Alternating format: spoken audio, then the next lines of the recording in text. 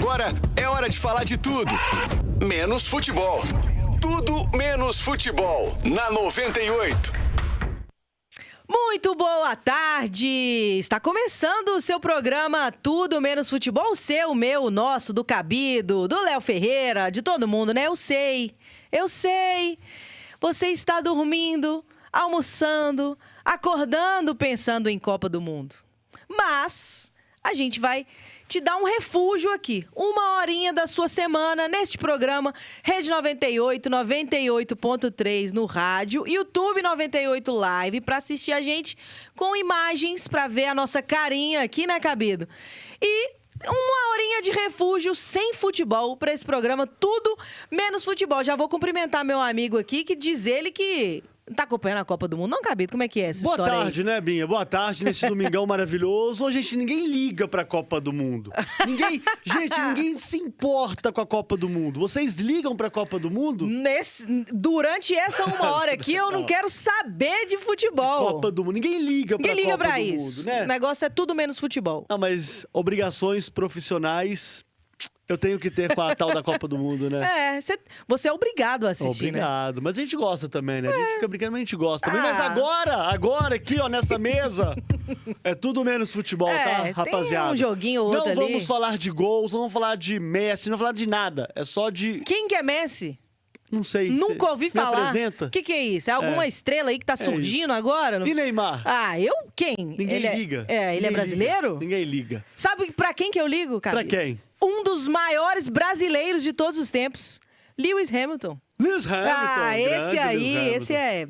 Ele chegou de vez, né, Cabido, na briga com o Antonelli ali no título, será? Tem muita gente achando, viu? Já tem escuderias aí ligando a anteninha pro Hamilton, que domingo passado a gente teve um GP muito quente lá na Espanha. E o gigantesco, o lindo Lewis Hamilton foi campeão depois de várias vezes ali batendo na trave, pegou pódio muitas vezes nesta temporada. E para melhorar a situação do Hamilton, né, e piorar da Mercedes, o Antonelli ali faltando algumas voltas para o final, o carro dele deu uma pane e ele não finalizou a corrida. Então o Hamilton com a pontuação máxima e o Antonelli, que é o líder do campeonato, saiu zerado pela primeira vez nesta temporada. E claro, né, muito emocionante, o Hamilton já tinha anos que não subiu ao lugar mais alto do pódio, foi o seu primeira vitória primeiro triunfo dele como ferrarista, cara. Isso, da Ferrari. Então, assim, foi bem legal. E a distância do Hamilton e o Antonelli agora é de 41 pontos, né? A gente ainda tem muito chão na Fórmula 1 para percorrer. Tava até fugindo a palavra Percorrer aqui. numa corrida, hein? Numa corrida também. Isso aí, Bi. E lembrando, né, Cabido e amigos da 98, a Ferrari ainda tá ali esperando aquele ado ali. Quem sabe vai dar um tchan ali no motor. Tivemos, Binha, no GP da Espanha, a mostra que nem tudo está perdido e a vaca não deitou ainda, né? Não foi para o brejo A gente da tem Ferrari. aqui uma Mercedes extremamente forte, deve se consolidar, e nesse caso eu acho que deita sim, né? Inclusive eu tô até fantasiado hoje de Mercedes. Acho que a vaca deitou para o Mundial de Construtores, é muito difícil ter uma reviravolta a ponto das duas Ferraris, né, pontuarem de maneira consequente, a ponto de tirar também um pouco dessa margem que a Mercedes tem no Campeonato Mundial de Construtores, mas individualizando aqui a discussão, né, e aí jogando Hamilton contra as duas Mercedes. Impressionante a vitória de Lewis Hamilton. Eu acredito que ele venceria a prova de qualquer maneira. A corrida estava se desenhando já dessa forma. A gente sabe que o Virtual Safety Car deu uma facilitada ali para ele num trabalho na Catalunha, mas a grande verdade aqui é que a gente está vendo uma Ferrari. Daqui a pouco a gente vai falar da revolução que está acontecendo, não só dentro da Ferrari, né, mas como também a questão de como a fábrica está colocando este carro, mas a gente está vendo o Lewis Hamilton encontrando bons momentos e me lembrando aquele Lewis Hamilton que foi o cara da Fórmula 1 quando ele esteve justamente na Mercedes. E por que eu tô falando disso, Binha? Porque Lewis Hamilton, ele tá com o carro equilibrado nas mãos, né? O Hamilton, ele sempre ao contrário do Verstappen, né? A gente vê o Hamilton sendo o piloto que sempre preferiu carros equilibrados, né? E guiando da forma como ele gosta. Ele gosta de uma entrada um pouco mais acentuada nas curvas, ele tem um jeito de frear que é mais específico dele, enfim, ele tendo um carro mais equilibrado a ele vai conseguir dar o resultado. E o que eu quero dizer com isso? Ele não necessariamente precisa do melhor carro para fazer e entregar boas corridas. Assim como também Max Verstappen, né? E aí eu tô falando dos dois gênios da Fórmula 1, obviamente, né? O Max, ao contrário do Hamilton, ele já gosta de carros um pouco mais ariscos, um pouco mais, não vou falar difíceis de guiar, mas o jeito dele guiar acaba que esse casamento com um carro que é muito difícil da Red Bull, ao longo da história da Red Bull, tanto é que a gente viu o Verstappen tendo muitas dificuldades em ter alguns parceiros de equipe, né? O próprio Pérez sofreu muito com isso ao longo da sua carreira, porque o carro realmente era muito arisco, era muito difícil. Mas a Ferrari, dando um carro equilibrado para o Hamilton ele entra na briga pelo título mundial. E aquilo que se desenhava com as vitórias seguidas de André Kimi Antonelli, a gente já começa com olha só que loucura, com apenas uma vitória da Ferrari com Lewis Hamilton, a gente já começa assim, calma, né? Torcedores aqui, ó, o patrão tá aqui e tal, vamos ter um pouquinho de calma. Mas é impressionante a prova que fez a Ferrari, lembrando também que esse circuito específico, né, da Catalunha, na Espanha, em Barcelona, ele tem um asfalto um pouco mais abrasivo, né? Então, o carro da Ferrari, ele se comportou muito bem dentro das circunstâncias lá no GP da Catalunha. Lembrando, né, você chamou a atenção pelo fato de que o Hamilton provavelmente venceria o GP de qualquer jeito. Ele já tinha mais de 10 segundos à frente quando o Antonelli abandonou a corrida. Então, assim, não é aquela vitória com asterisco. Muitas vezes a gente falou, até na temporada passada e na anterior também, uma vitória com asterisco ali, o Verstappen não terminou, porque o Verstappen estava dominando, né, 2 anos atrás. Ganhando com a quebra de George Russell, por exemplo, alguns GPs atrás, né, ganhou, mas porque Russell quebrou, não teve disso com Hamilton, não foi nada disso, né, e foi muito legal ver o Hamilton vencendo mais uma, gente, foi muito especial.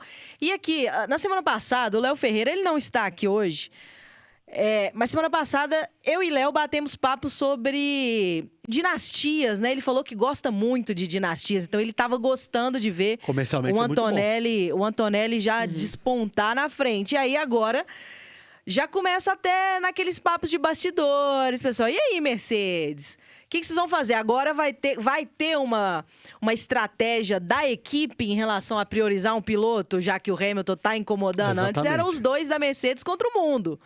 Agora já... E aí a própria Ferrari também... Eu cheguei a ver até uma matéria ao longo da semana aí, talvez nossos companheiros da Motorsport, falando que nem Mercedes, nem Ferrari falaram assim, não, vai ser um erro a gente priorizar um piloto em detrimento do outro, o negócio é deixar os dois se degladiarem na pista.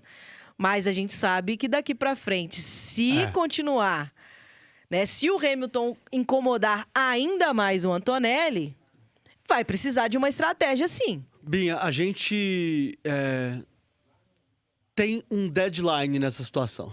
A gente tem uma linha de corte para a gente saber como a Mercedes ela vai se comportar para priorizar piloto A ou piloto B. E diferentemente do que aconteceu na última temporada com a McLaren, com o Lando Norris e o Piastri, que a McLaren ela dominou o campeonato de ponta a ponta, né, sem ter nenhuma dúvida durante a competição inteira de quem seriam os campeão e vice, né, do mundo. Um detalhe importante é que desta vez tem um piloto ferrarista no meio dos dois, né? A gente tá vendo o Andrea Kimi Antonelli na liderança, né, da competição, e aí abaixo, ainda com 41 pontos de distância, tem o Lewis Hamilton, e na sequência ainda tem o George Russell, né? Então o Hamilton tá no meio dos dois mercedistas, né?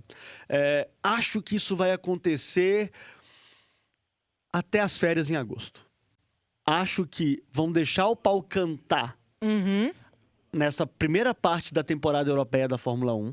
Né? E aí a gente tá falando aqui de corridas intensas que teremos até lá, né? Ver como que vai acontecer, como vai desembolar. E aí a Mercedes vai ter que tomar uma decisão, porque vai ser impossível segurar Lewis Hamilton, ele mantendo, a gente ainda vai falar do pacote que a Ferrari tem para colocar ainda no seu carro, mas vai ser muito difícil a Ferrari ficar fora da briga, e aí a Mercedes vai ter que tomar uma decisão importante e internamente talvez até impopular, já que a gente, né, acreditava que George Russell seria o piloto 1 ao início do ano, né? E a gente tá vendo que a coisa mudou. E essa decisão vai precisar ser tomada, sim, principalmente após as férias de verão na Europa. Eu acho que também concordo contigo, né? Não tem jeito. Inevitavelmente, em algum momento, essas brigas vão ficar acirradas demais para só deixar os pilotos resolverem ali na pista, né? E um outro detalhe que a gente fala muito também nessa temporada é a quantidade de abandonos que estão acontecendo. Sem dúvida. Então, deixa tudo ainda mais imprevisível, porque a gente estava vendo ali, né? O Hamilton estava liderando o GP.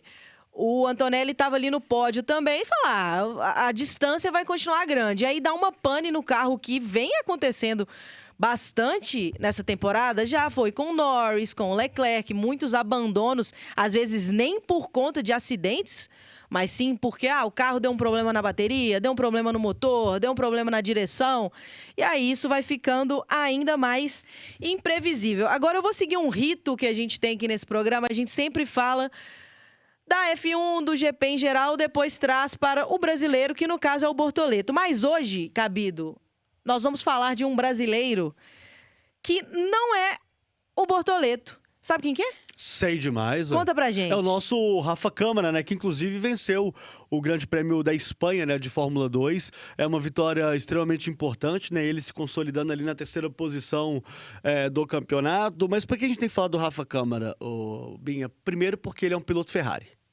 Exatamente. Ele é um piloto Ferrari, né? E ele sendo um piloto Ferrari, a gente sabe que existem algumas equipes que têm motores Ferrari na Fórmula 1, né? E ele pode seguir os passos de vários outros, né, pilotos, né, que não só da Ferrari. Eu tô falando também da escola Red Bull, né, que tem mais equipes dentro da própria F1. E termos na próxima temporada 2 brasileiros, né? O que o mercado tá falando? Primeiro que o mercado, ele começa a aquecer agora, e aí algumas decisões elas são tomadas até ali setembro, outubro. Existe aí rumores fortes e aí de várias fontes, né? Não só aqui do Brasil, mas também da imprensa europeia, falando que existe uma boa possibilidade de Rafa Câmara estar na Fórmula 1 já na próxima temporada, vestindo a camisa da escuderia Haas. Né? Seria muito legal. Seria muito legal voltarmos a ter 2 brasileiros, né? E o Rafa Câmara, ele é muito bom piloto de base, né? Ganhou a Freca, né? Fórmula 3, né? Já está agora, né, numa boa campanha também na Fórmula 2. Ele é um piloto de muito talento e ele chegaria diferentemente do Bortoleto nessa situação. Porque toda vez que alguém, por exemplo, sai de uma equipe, por exemplo, né? Você sai da Fórmula 2 e você vai para a Haas. Cara, a Haas, ela se torna entre aspas, né? Uma maneira mais importante ou mais fácil de você pular para escuderia de maior nome, que no caso seria a Ferrari. Então, assim, muito legal a presença do Rafa Câmara na Fórmula 2, um piloto que tem um estilo bem arrojado também, né? Assim como o Bortoleto também tem, e o Rafa Câmara tem essa possibilidade aí. Vamos ver, né, como vai seguir aí, obviamente, a sequência da competição, né, da Fórmula 2 em si, para ver se ele tem essa oportunidade ou não na maior categoria do automobilismo mundial, que é a Fórmula 1, Binha. Isso, ele venceu, né, o GP na Fórmula 2 na semana passada, e como ele faz parte aí da academia da Ferrari, né? A Ferrari Driver Academy. Gostou do meu inglês? Legal, bonito, né? Cara. Ele tava ali até testando os carros ali. Isso é comum, né? Aquele piloto que testa os carros. E aí, eu vi algumas notícias assim, pensando, que legal, ele tá ali no box do Hamilton, tá usando ali. Então, assim, é muito seria legal demais a gente ter 2 brasileiros na temporada que vem, mas eu acho que o Bortoleto ainda precisa dar uma apertada em alguns parafusos aí, ele tá largando um pouco mal, e aí fica difícil, né, ter que ganhar 5, 6 posições na pista. Curiosamente, aí voltando um pouquinho pro Grande Prêmio de Mônaco, cara, que é um circuito extremamente difícil, um circuito extremamente técnico. Ele faz um TL1 ótimo, um TL2 ótimo, um TL3 ótimo, e aí acaba errando, né, no qualificatório e largando lá de trás, né? Assim, a impressão que passa é que talvez ele ainda esteja se ajustando a algumas situações da própria Audi e também da pressão que ele leva com ele. Porque ele meio que parou de fazer aquilo que a gente sempre elogiou ele, principalmente ano passado, e também nessa temporada em algumas corridas, que é esse treino qualificatório muito forte, né? Sempre não, né? Em vários momentos indo, por exemplo, para o Q3, que é... de fato, já é uma grande vitória para quem está pilotando uma Audi. Mas a boa notícia é que a Audi já está desenvolvendo, né, melhorias importantes para o seu próximo motor na próxima temporada. E vamos ver como é que a Audi vai se sustentar ainda este ano. A verdade é que a Audi, a gente está falando muito do Bortoleto, mas a verdade é que a Audi ela não teve a evolução que a gente esperava que ela tivesse, principalmente depois das boas provas que eles fizeram na temporada passada, né? Eu esperava um pouquinho mais da Audi neste ano, nesta temporada 26, mas a gente sabe também que tudo mudou, né? As coisas mudam, né? Quando a gente tá falando de Audi, ano passado, por exemplo, não era Audi. Não era Audi, era exatamente. Sauber, mas a gente sabe que a Sauber é Audi. Enfim, não vou entrar nessa resenha novamente. Mas eu esperava uma curva de ascendência, Binha, um pouco mais importante em relação a fantástica Audi, porque para quem só pensa em Fórmula 1, esquece do tamanho da Audi, principalmente nas provas de endurance, né? E aí eu tô falando, obviamente, das 24 horas de Le Mans, das 24 horas de Daytona, enfim, de uma série de outras provas em que a Audi, ela compete diretamente com Ferraris, com Porsches e com BMWs, né? Exatamente. Agora... vamos esperar, né? Eu acho que o Bortoleto também, eu também esperava que ele tivesse... Eu não sei se isso vem do nosso ser brasileiro, né? A gente talvez. bota as expectativas ali. Igual a gente fala demais, né? De João Fonseca, quando tem um expoente muito forte numa modalidade em que talvez o Brasil não tenha tantos expoentes fortes naquele momento, a gente acaba depositando muitas fichas nesse brasileiro. E claro, é muito legal, gente. Lembrando que a F1, ele pode não ter feito uma corrida agora maravilhosa, excelente, pontuando tanto, mas ele ainda é um dos melhores. Ele tá entre os melhores do mundo.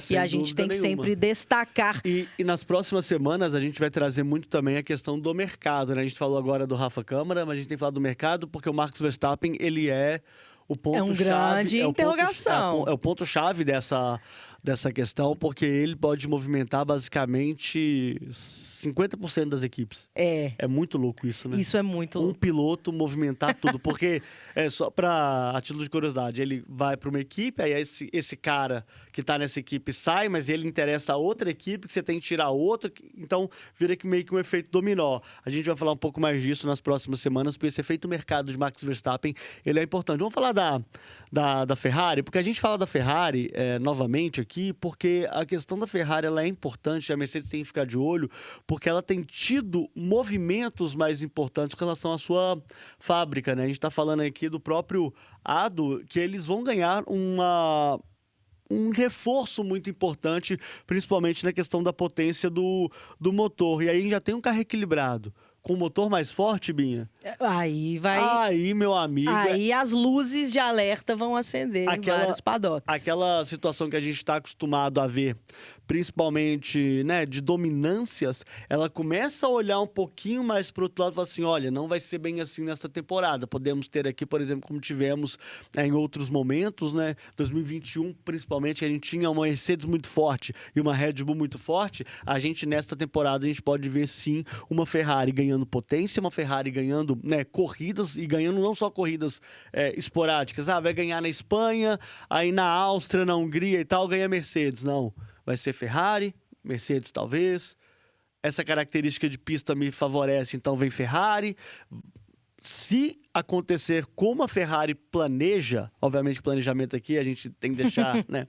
Porque há uma competição, porque está todo mundo planejando, existe uma grande possibilidade de a gente ter aí uma rotatividade maior, principalmente da cor do carro que vai vencer as provas, principalmente ainda nesse primeiro semestre não, nessa primeira metade da categoria antes das férias, com a temporada europeia aí pegando fogo na Fórmula 1. E é disso que eu gosto. Eu não sou Team Léo Ferreira nessa. Não gosto de hegemonias, não gosto de dinastias. Eu gosto de pau torando e um ganha um, depois o carro estraga. E falando nisso, agora eu estou cruzando olhares com um cara aqui da nossa 98, né, o Rafa ali, ó.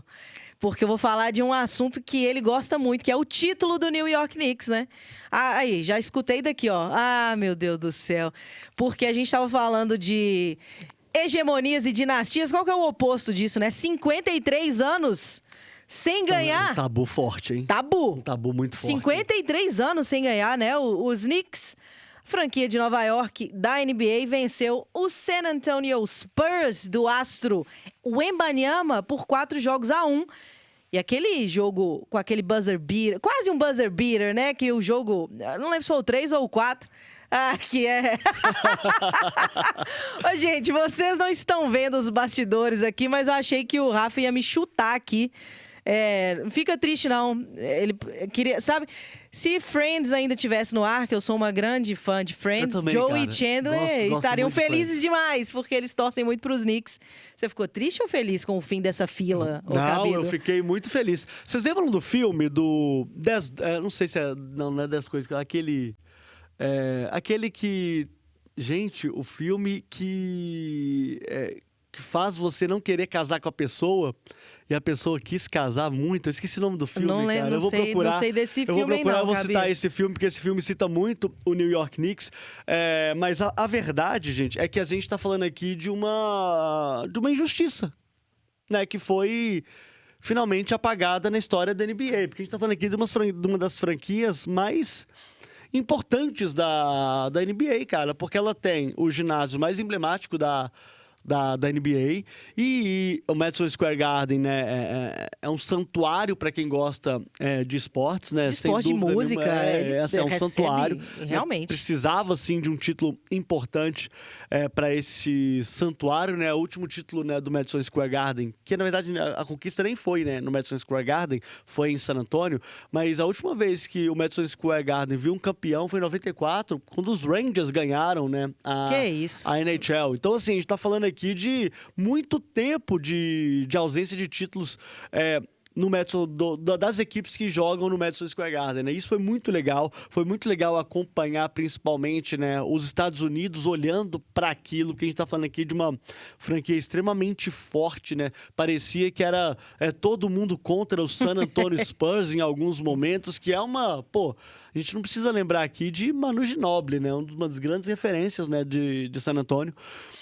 Que foi muitíssimo campeão por lá, inclusive, mas nessa temporada chegou o momento do New York Knicks e uma campanha assim nos playoffs absurda. Nos últimos 10 jogos de playoffs, eles perderam apenas uma, que foi justamente esse da grande decisão do The Finals da NBA, né? Uma vitória, uma conquista com muita autoridade, é bom que se diga isso, muita autoridade do New York Knicks ao longo, né, dos playoffs. Eles fizeram uma temporada regular muito boa também, ficando na terceiro lugar na classificação geral do leste. É uma campanha muito forte, uma campanha muito boa e que foi coroada com essa grande e bela conquista da equipe de Nova York, né? Da ilha de Manhattan. Eu tenho uma camisa do Carmelo Anthony, do New York É Knicks. mesmo? Grande ídolo também, né? Pô, e uma bela camisa, um grande jogador. Eu gosto das cores dos Knicks. Essa combinação azul,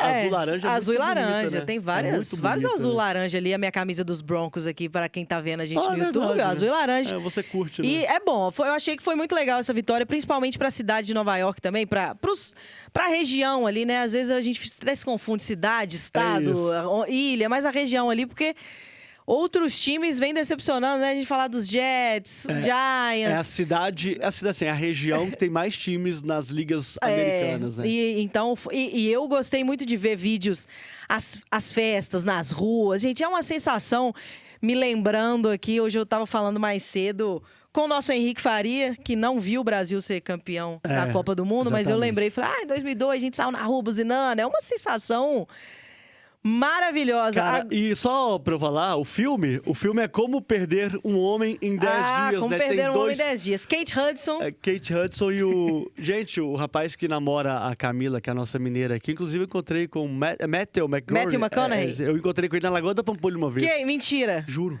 Que correndo. isso, Cabido? Isso Correndo. é maravilhoso. Não, isso tem muito tempo, Essa né? história é Quando maravilhosa. ele correndo lá e ninguém o reconheceu. Só... Que isso? Eu vi o filme desse rapaz semana passada. Mas tá bom. Mas é tão louco, porque tem uma cena que eu acho muito chocante, assim, né? Porque os dois são muito fãs do New York Knicks. O filme se passa, obviamente, em Manhattan. E ela é uma jornalista em que ela fala assim, cara, eu tenho que... Ou é ele, agora eu já não lembro. Alguém. Um apostou que tem que conquistar e ela apostou que tem que perder. E aí ela fala assim, vamos ver Ele convida ela, não, tem aqui ingresso pro jogo dos Knicks e tal. Isso é um date fora de série em Nova York, tá? E aí ela fala assim, meu amor, mas eu já escolhi um jantar tão maravilhoso pra gente fazer no restaurante e tal. E ele lá bolado e tal, beleza. Aí eles vão pro restaurante e ele lá sem saber do jogo, lembrando, gente, época sem telefones celulares como sem temos Twitter. hoje, sem nada, né? Basicamente o telefone só ligava. E nessa, Binha, ela ia pra cozinha pra ver quanto é que tava o jogo e voltava. Ó, gente, é sensacional. Pra quem não viu, veja, tá? E o Knicks, ele tem essa alma nova-iorquina que é muito legal. É muito legal, por isso que vários famosos também estavam ali. Ó, gente, vamos pra um rapidíssimo intervalo e a gente volta na sequência com tudo menos futebol. Sai daí não. O intervalo é rápido. Daqui a pouco a gente volta a falar de tudo menos futebol. De volta na 98. Tudo menos futebol. Tudo menos futebol. De volta com tudo menos futebol na sua rede 98. Para você que tá chegando agora e quiser ver tudo o que a gente falou sobre Lewis Hamilton, Ferrari, Rafa Câmara, NBA, New York Knicks e até cinema com Leandro Cabido, pode voltar lá no YouTube depois para acompanhar com a gente essa viagem pelo universo longe do futebol. A gente vai agora para o nosso segundo bloco, falar de outros esportes e de uma pessoa, gente, que eu sou fã incondicional. É com ela que a gente vai abrir esse bloco, viu? Porque eu acho que ninguém fica em segundo lugar, ninguém fica em primeiro lugar, na verdade, na frente de Rebeca Andrade, porque a gente está aqui também para exaltar, reverenciar, homenagear a nossa maior medalhista olímpica brasileira de todos os tempos. Por quê, Cabido? Por quê, Cabidinho? Porque ela voltou, né? Voltou, depois de pô. 20 meses de ausência, depois da Olimpíada de Paris, a Rebeca Andrade quis dar ali um pause, recalcular a rota, repensar principalmente quais provas ela ia competir, né? A gente adora os solos da Rebeca Andrade, mas ela já falou várias vezes que ela não gosta muito de competir no solo, né? E aí ela voltou a competir, gente, depois de quase 2 anos na ginástica, pela Seleção Brasileira de Ginástica Artística, que ficou com a medalha de prata no Pan-Americano por equipes. E a Rebeca Andrade, que esteve nessa equipe, apesar de que ela participou somente do salto, que ela é campeã olímpica também. Era isso que eu ia falar daqui nesse a pouco, aparelho importantíssimo. Campeã olímpica nesse aparelho. E ela adora o salto, viu? E aí ela voltou a competir, fez somente o salto, mas já ajudou muito a seleção a conquistar essa medalha de prata no Pan-Americano, tá? Ela nem fez aqueles saltos que são especialidade dela. Ela fez até uns abaixo da dificuldade um pouquinho, claro, tá voltando, né, gente? Um atleta, principalmente ritmo, né? Sossegado, de ginástica, né? tem que respeitar o próprio corpo, né? Um esporte muito perigoso também. Mas, ainda assim, né? Fez ali bonito demais e foram os melhores saltos da competição. Antes de eu te perguntar umas coisas sobre a importância de Rebeca Andrade, vamos só passar aqui rapidinho, porque a seleção brasileira que disputou esse Pan-Americano nas equipes com a Rebeca, Gabriela Bolsas, Júlia Soares, Sofia Weisberg e Thaís Fidelis. Então é um pouquinho diferente também do que a gente viu em Paris, né? A Julinha tava, Julinha né? tava, A Julinha mas tava. aí, né? Sim, há uma movimentação mais O importante. que é muito legal também a gente ver essa movimentação- reformulação, né? É o início de um ciclo, né, para Los Angeles, né, Binha? O foco é Los Angeles 28, né, que pode ser, eu acredito, inclusive, que seja o último Jogos Olímpicos da Rebeca, né? Lembrando que ela já foi em Tóquio, foi agora em Paris e, na sequência, em Los Angeles. A questão aqui é muito interessante a gente pensar na Rebeca Andrade, tirando, obviamente, o holofote da celebridade, porque a Rebeca Andrade, ela é uma celebridade, a gente sabe do tamanho dela, ela é a maior atleta nossa de todos os tempos. Para mim, ela tá ali junto com a Maria Esther Bueno.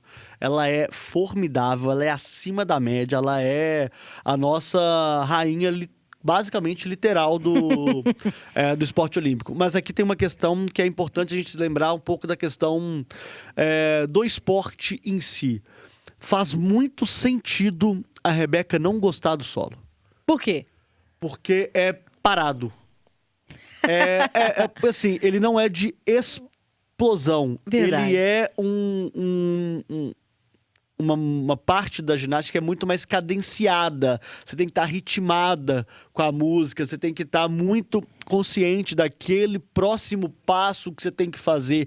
E eu vejo, gente, eu tô falando aqui como um apreciador de Rebeca Andrade em ginástica como toda, assim como a gente é da Simone Biles também, tá? Claro.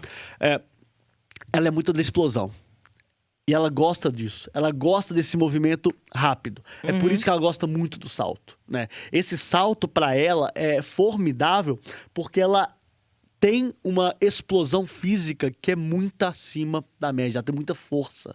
Ela é uma atleta de muita força. E quando a gente caminha para essa questão um pouco mais tática, mais técnica, ela não é que ela tenha dificuldade, porque ela não tem dificuldade, tá? Mas você vai gostar de uma... Você faz, por exemplo, a gente faz várias coisas na nossa profissão.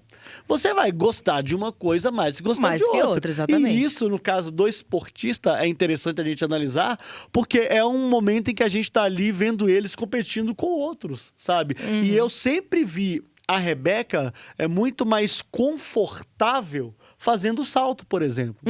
Ela é muito competente em tudo que ela faz. Ela faz uma boa trave. A trave da Rebeca Andrade é muito honesta, é muito competente. É tanto que ela é medalhista olímpica do geral, né? A gente tem que lembrar disso, né? Ela é muito boa em todos os aspectos da ginástica. Mas ela, com essa explosão, com esse salto que ela tem, cara, é realmente fora de série. É realmente muito legal acompanhar e ver o tesão dela fazendo o negócio, sabe? Isso é muito legal de acompanhar.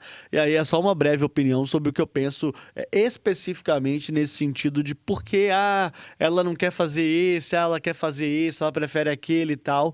Em algum momento da carreira dela, assim como a Simone Biles vai fazer isso também, elas vão ter que optar e focar naquilo que realmente para elas é o interessante e, obviamente, aquilo provavelmente que elas gostam mais, porque elas já estão tão fora da curva que qualquer coisa que elas escolherem vai ser sensacional. A gente sempre fala, né? Entre os seres humanos tem ali uma competição, e aí entre as alienígenas tem Exatamente. Rebeca Andrade e Simone Biles. E é muito legal da Rebeca também. E isso tudo, complementando isso que você falou, Cabida, é um esporte que permite, né? Sim. É um esporte que permite você se especializar em um aparelho que, por mais que seja dentro do mesmo universo, vamos dizer assim, a gente tem vários ginastas, até no masculino também, que se especializaram em um aparelho. A gente pode falar do Arthur Zanetti nas argolas, E ele porque gosta. é completamente diferente o corpo pra estar ali na argola, Exatamente. porque tá no cavalo. E a Rebeca... Agora, a trave, gente, eu só consigo assistir assim, ó, tampando o olho. É tenso, Não, né? me dá um nervoso demais aquele negocinho ali de poucos centímetros ali. É muito tenso a trave. É muito tensa, né? Tem muitas quedas.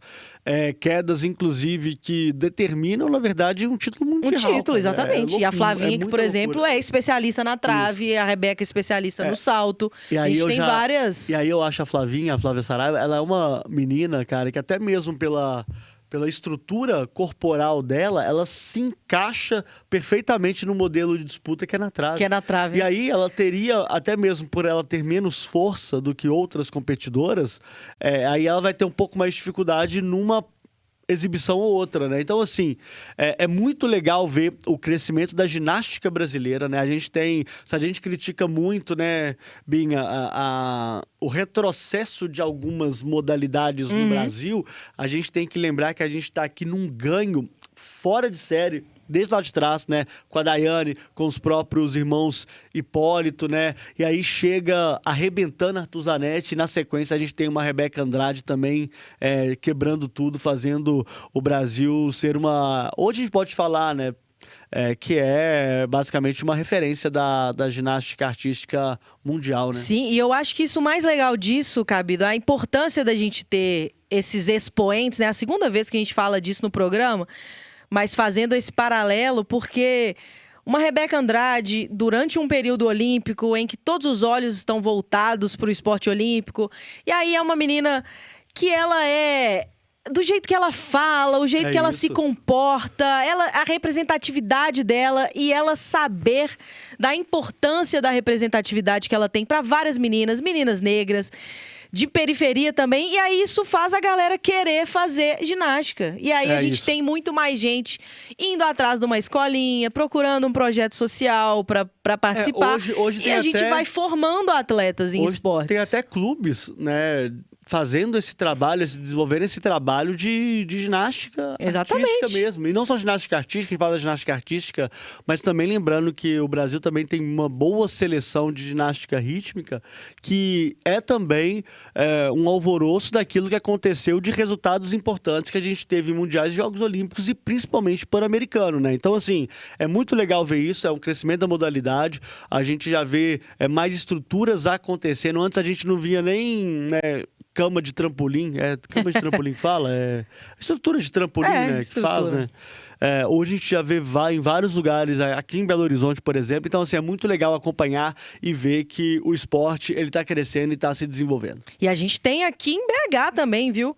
A dupla campeã mundial na ginástica aeróbica. Não é modalidade olímpica, mas projeto de ginástica aeróbica lá na UFMG. A dupla que foi campeã mundial e, inclusive, ganhou eu esqueci o nome, não sei o que Games, que é a Olimpíada do que não tá na Olimpíada, né? Que a ginástica aeróbica é aí uma outra modalidade dentro da ginástica.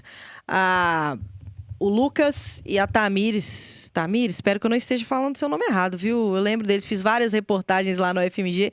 Então a ginástica tá ganhando demais com essas presenças, essas pessoas que fazem a gente buscar outros esportes Lucas também. Santiago e a Tamires Rebeca venceram a Copa do Mundo de Ginástica Aeróbica na Bulgária em 2018, né, cara? Isso aí. É muito legal. Eu fiz algumas matérias com eles também, a treinadora, que é a Kátia, lá no FMG. Referência no Brasil na ginástica também, tem o piso oficial. Então, assim, vale conhecer, viu? Um projeto social lá, viu? Pode muita criança lá buscar as aulas de graça de ginástica aeróbica aqui em BH. Vamos falar rapidinho de Liga das Nações, que a gente tem algumas coisas bizarras acontecendo no vôlei, ô Cabido. Semana passada terminou a etapa masculina, a segunda semana de Liga das Nações.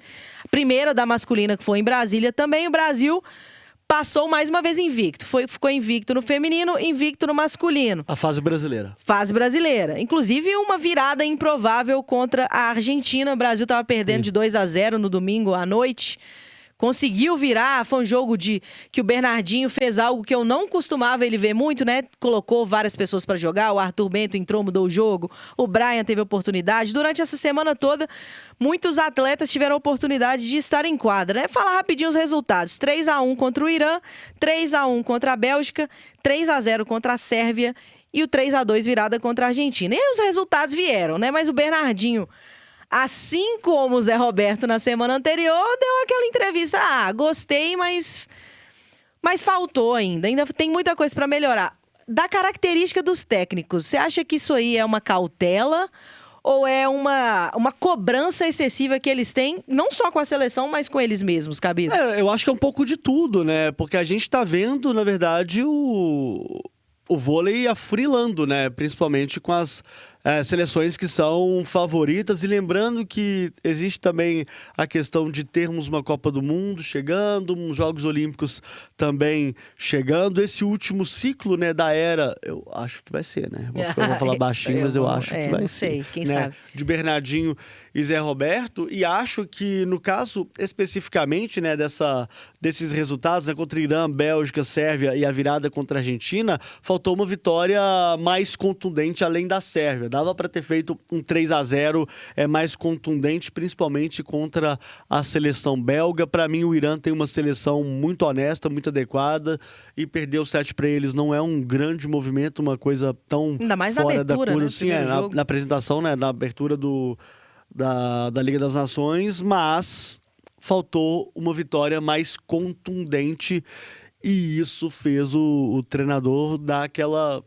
Pô, foi bom, mas bom até que ponto, né? Será que isso vai ser suficiente quando a seleção realmente enfrentar equipes mais importantes, né? A gente está falando aqui de uma Itália, Polônia, França, seleções que realmente vão causar grandes impactos nessa seleção brasileira. Então, assim, acho que é ok, que talvez seja até esperado, mas, sem dúvida nenhuma, apesar das vitórias, a gente nunca está satisfeito também, né? Mas é porque a gente está, com relação ao vôlei, a gente é muito mal acostumado, né?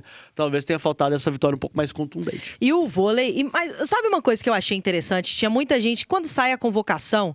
Ah, mas o Lucarelli até hoje. Ah, mas o Arthur Bento, que não foi titular nem no Modena, tá... Gente, a gente nunca sabe o que acontece nos bastidores, porque o Arthur Bento mesmo é um cara que eu sou muito fã. Acompanho ele aqui desde que ele tava com uns 16 anos aqui no Minas. Mal falava português, viu, Cabido? Que ele foi criado no Canadá, Sim. Os pais dele são brasileiros, mas moram fora.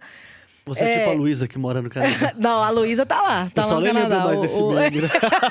Primeiro meme da história. Criou o Arthur Bento, que tá no Canadá. A irmã dele, eu acho que tá lá também, viu? Eu esqueci o nome dela. Se for Luísa, vai ser bom demais.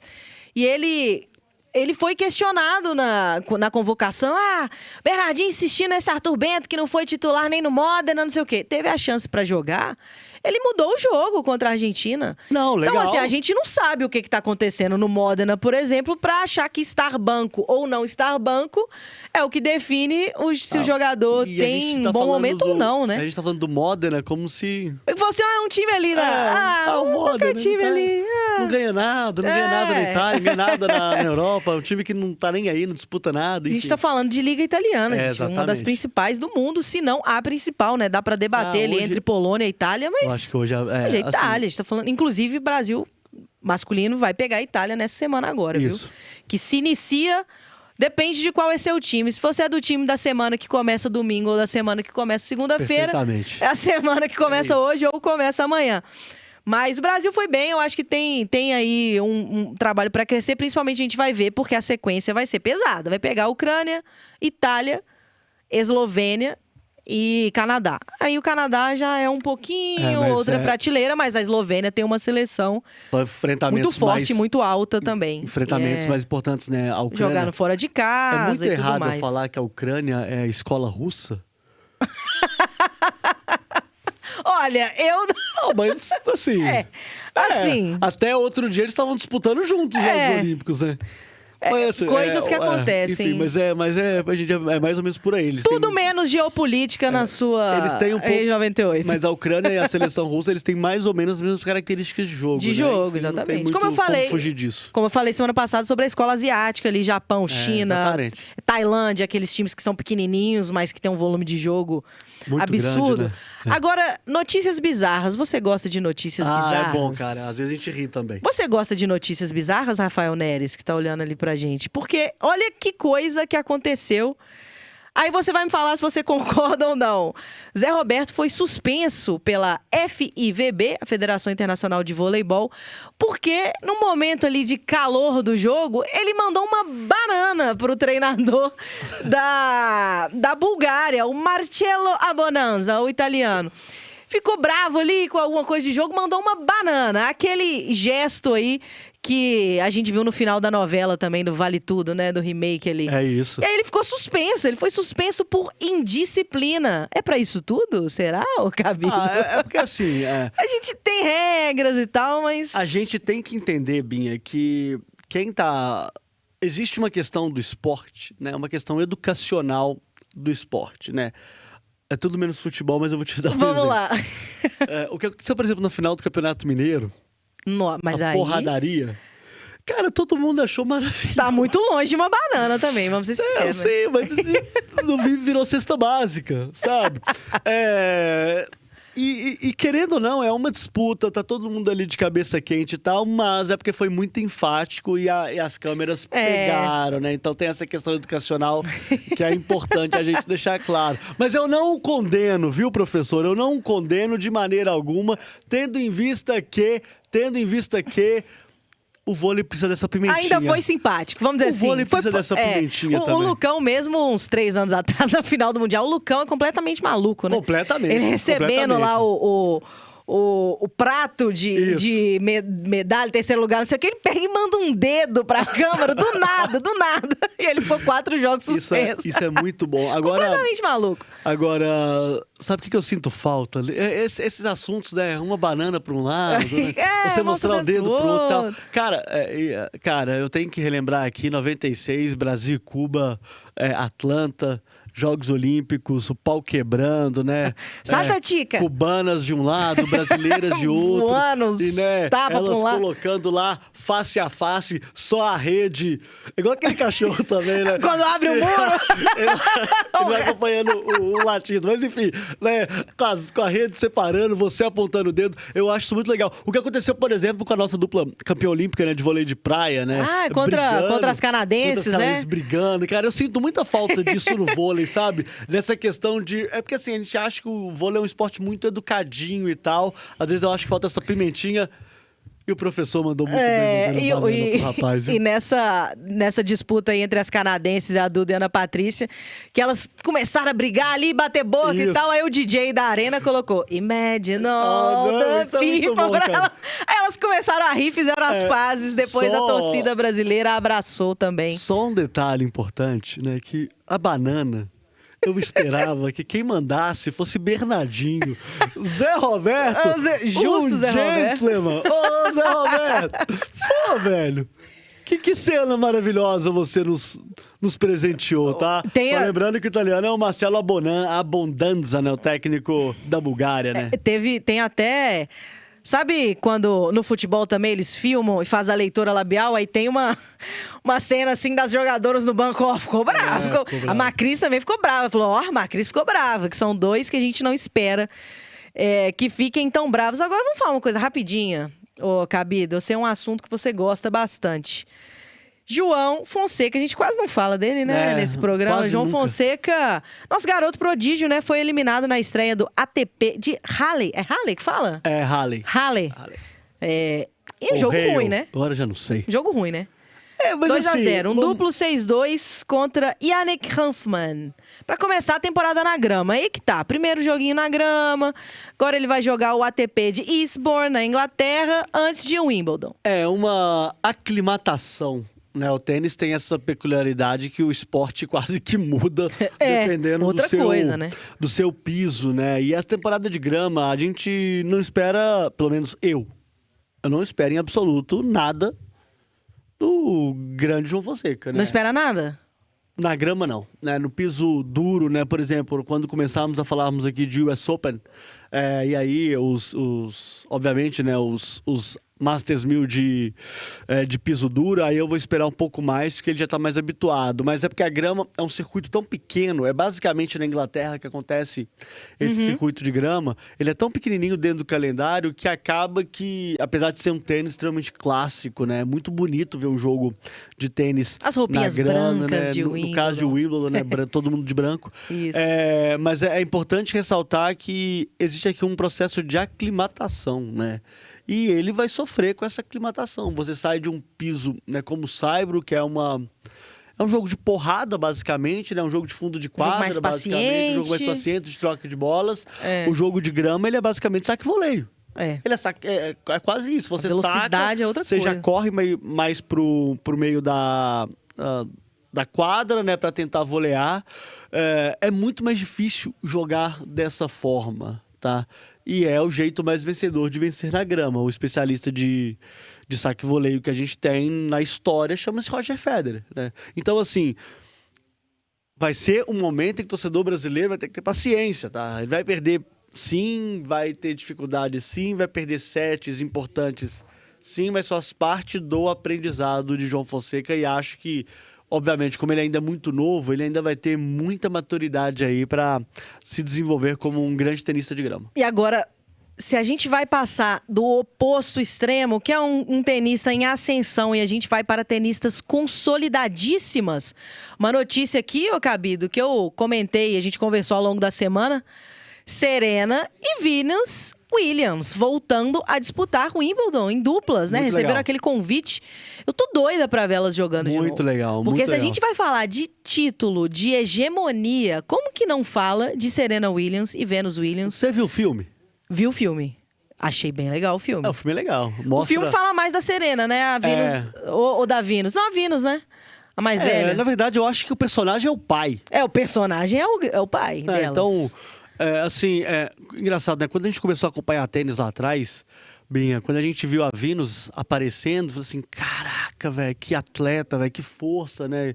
Que nível de jogo que ela coloca em quadra, né? E aí todos os americanos, a imprensa americana especializada já falava, já trazia, cara, vocês estão muito precoces falando da Venus, porque a Serena, ela é formidável. Vem aí Vem aí o canhão. Williams 2. Vem aí o canhão.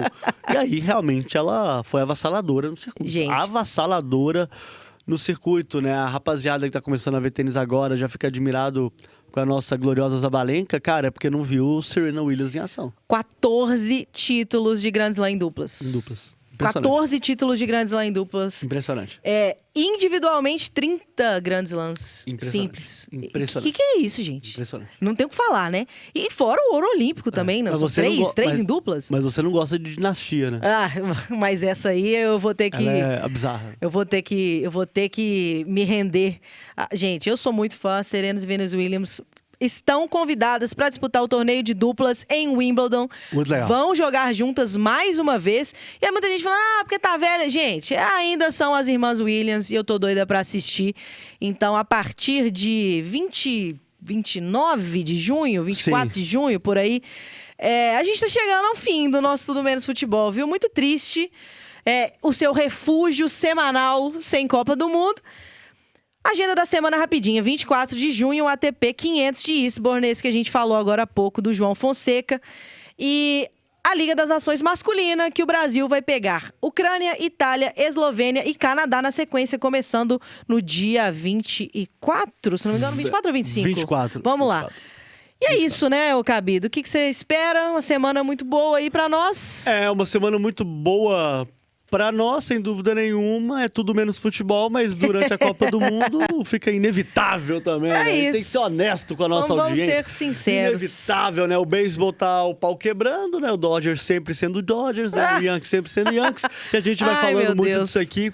E lembrando, uma semana antes do torneio de Wimbledon se startar, se começar, a gente vai fazer aqui um panorama geral, tanto no masculino e no feminino, para dar uma referência interessante aí para nossa audiência, né? Lembrando, Sinner e Zabalenka, provavelmente os favoritos para conquista. É isso aí. Perfeito, então. Falta não, hein, Léo Ferreira? A gente vai querer você aqui falar de Wimbledon. A gente vai ficando por aqui no seu Tudo Menos Futebol na Rede 98. Semana que vem tem mais, todo domingo, às 13 horas, na sua Rede 98. Até lá! Tudo menos futebol. Tudo menos futebol na 98.